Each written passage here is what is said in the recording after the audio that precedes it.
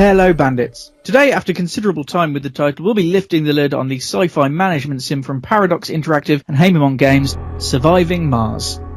Surviving Mars is in every way a management strategy title, and with the Paradox pedigree you get everything you'd expect, with the added bonus of doing it all on Mars to satisfy sci-fi fans. If you've ever wanted to reenact The Martian, this is your chance to step into the shoes of a slightly more successful Matt Damon. With control over the construction of the colony itself, as well as having to search for materials and control shipments to and from Earth, you're in charge of taming the Red Planet. With meteor strikes, whirlwinds and more, the hostile environment won't make it easy for you, but for those with a head around the genre, it's probably going to tick all of your boxes. Surviving Mars is officially rated by Peggy at 7 and older, and we'll run that down for you just here. Violence 3. Certainly nothing in the way of bloody gore. However, with pressures on colonists on the Red Planet, suicide is not an infrequent visitor.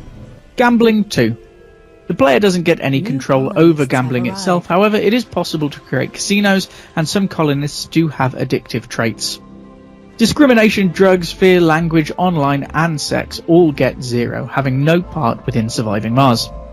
So with the rundown complete, how does it stack up? Graphics 9. The graphics are good from the outset, but it gets huge marks for the level of detail when you bring the camera in low to see dust collecting on your outside vehicles and buildings, as well as the drones themselves working away. Story 5. There are some milestones you'll meet along the way with some nice text to read, but apart from that, don't expect any more story for Surviving Mars than you would for any management sim of this type. Sound 9.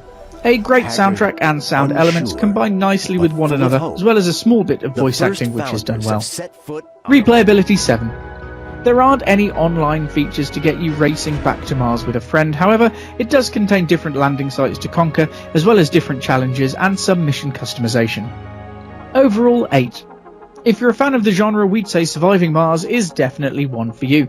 While it doesn't go into quite as much depth as games like Cities Skylines, there is a lot of detail for you to play around with, as well as making sure you ship out the right colonists and manage them and your building work effectively. Bringing humanity to the stars is certainly a challenge, but it's a challenge which we've thoroughly enjoyed.